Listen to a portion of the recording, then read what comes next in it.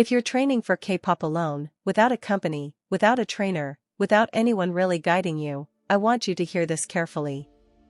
This video isn't here to hype you up or scare you, and it's not here to tell you that everything will magically work out.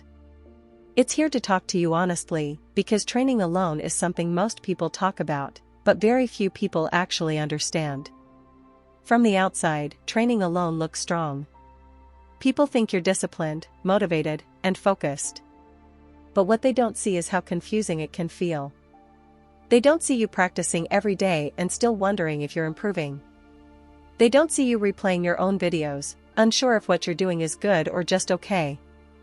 And they don't see how lonely it feels to chase a dream that nobody around you fully understands. So if you're watching this and you feel lost, unsure, or quietly worried about your progress, this video is for you. 1. Why training alone feels so hard.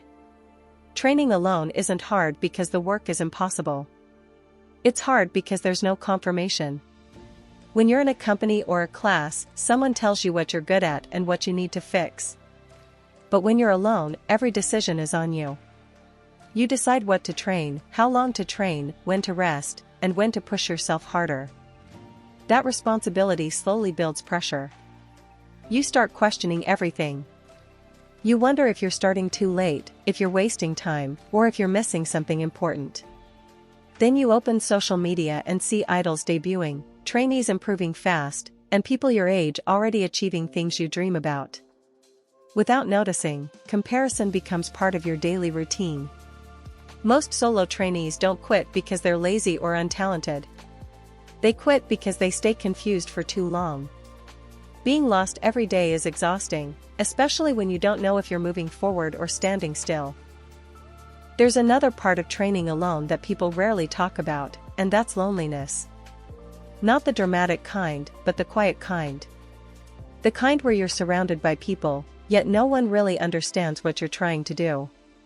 You can't fully explain why you're tired, why you're stressed, or why this dream matters so much to you. Over time, you stop talking about it. You train, you think, you worry, all by yourself. And the doubt doesn't come loudly, it comes quietly. It shows up when you're lying in bed, when you miss a practice, when you feel guilty for resting. That silent doubt is often more dangerous than criticism, because no one sees it except you. 2. What training alone really means. When you train alone, you're not just a trainee. You're your own coach, your own manager, and your own support system. Nobody tells you this at the beginning. People just say, work hard, like that's enough.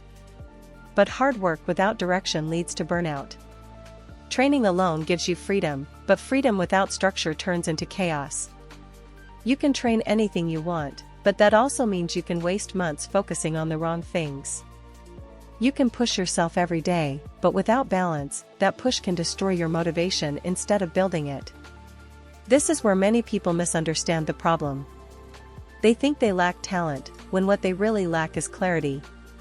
Talent doesn't disappear suddenly. Motivation doesn't disappear suddenly. Confusion builds slowly, day by day, until everything feels heavy.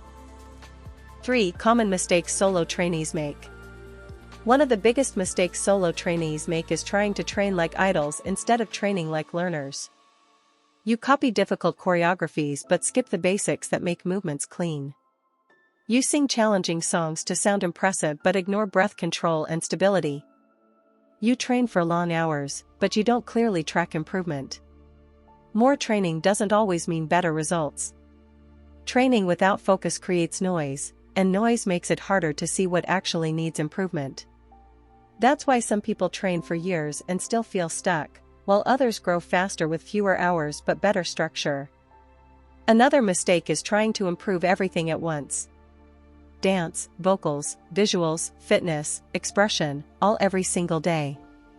It sounds dedicated, but it spreads your energy too thin. Real growth comes from consistency in the right direction, not from doing everything at the same time. 4. How to train alone the smart way. When you train alone, simplicity is your biggest strength. You don't need perfect conditions or expensive classes. You need clarity. For dance, stop jumping between random choreographies. Focus on one style or one type of movement and work on control, timing, and cleanliness. Record yourself regularly, not to judge yourself emotionally, but to observe calmly. Improvement becomes clearer when you watch with patience, not frustration. For vocals, stop chasing power. Focus on stability, breathing, and consistency.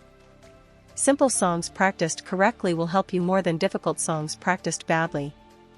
Your voice grows with steady, careful training, not force.